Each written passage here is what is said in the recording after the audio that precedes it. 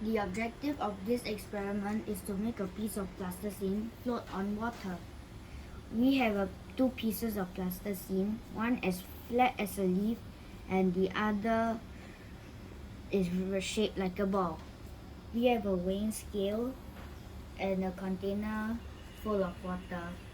So first, let's measure this piece of plasticine.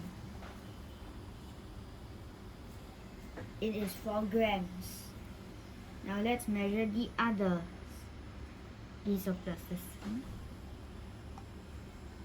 It is also 4 grams, which means both pieces of plasticine have the same number, have the same mass. Now let's see if this piece of plasticine can float on water.